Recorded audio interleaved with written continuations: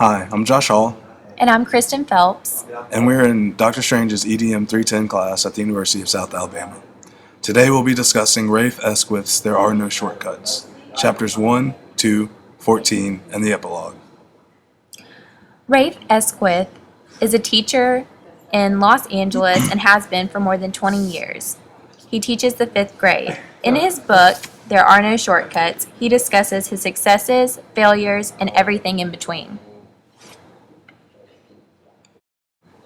In chapter 1, Esquith talks about one of his students, Eddie, a small but yet gifted student from El Salvador. Eddie's been in the U.S. for less than 3 years. He's extremely gifted in math and competes in a competition where he wins first place in all the events he competes in. Unfortunately for Eddie, some students at his school beat him up after hearing about his accomplishments. Also in chapter 1, Esquith talks about a student named Joanne, a little girl in 5th grade that ultimately became the poster child for gifted students in his mind. She was an amazing musician and swimmer. She was extremely humble. She was not only a gifted student, but to him, she defined a gifted human being. Did Esquith propose any techniques in this chapter?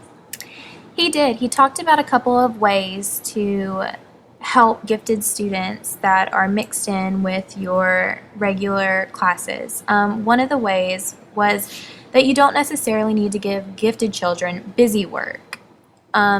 Just because they're gifted doesn't mean that you have to pile on the work. You need to just give them maybe more difficult assignments than the other kids in your class.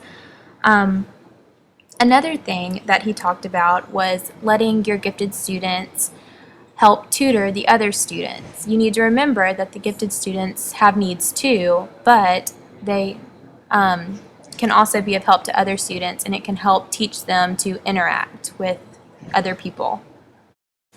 What problems or issues arose in this chapter?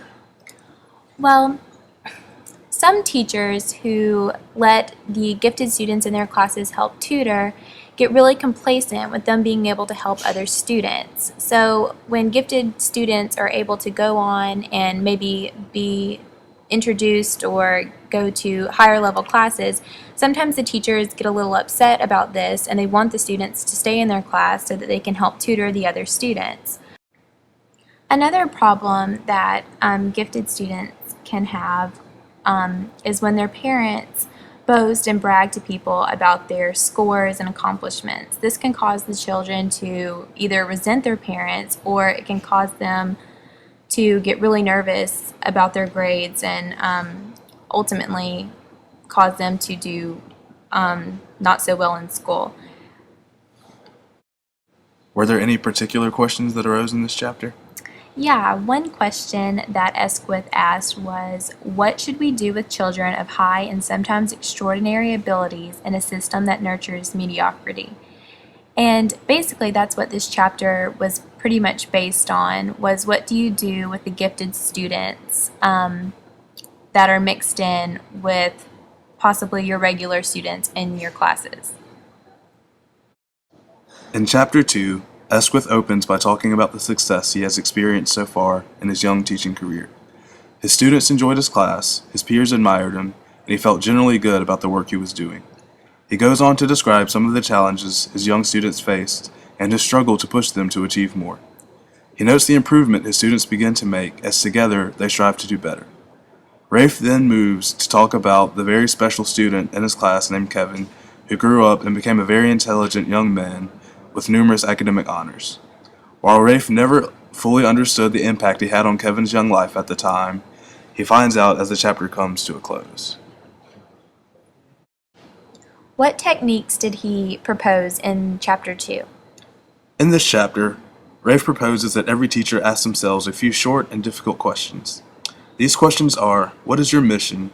What is it that children learn from being in your class? And what will they take away with them? What problems or issues did he raise in this chapter? In this chapter, he raised the issue that we live in an instant everything world, that excellence is a relative term, and in regards to life, liberty, and the pursuit of happiness, children don't pursue their dreams in order to gain the happiness that they want anymore. Other important notes to take away from this chapter Or as the quote, that no teacher, even one who understands the importance of defining a mission, develops one immediately. It takes years of success and failures to truly and accurately find one's voice. Also, there are no shortcuts. So what was chapter 14 about? Chapter 14 was titled Heroes and Villains, and that's exactly what it was about. Esquith talks about the heroes and villains inside and outside of the school system. This chapter was a bunch of different stories that he has from over the years about people who have given and helped his classes out, and people who have said that they were going to help his classes out and then in the end actually didn't end up helping at all. At the end of the chapter, Esquith encourages young teachers to not give up, because for every villain that's out there, there's a hero. And that wraps up our conversation on Rafe Esquith's There Are No Shortcuts. Thanks for listening.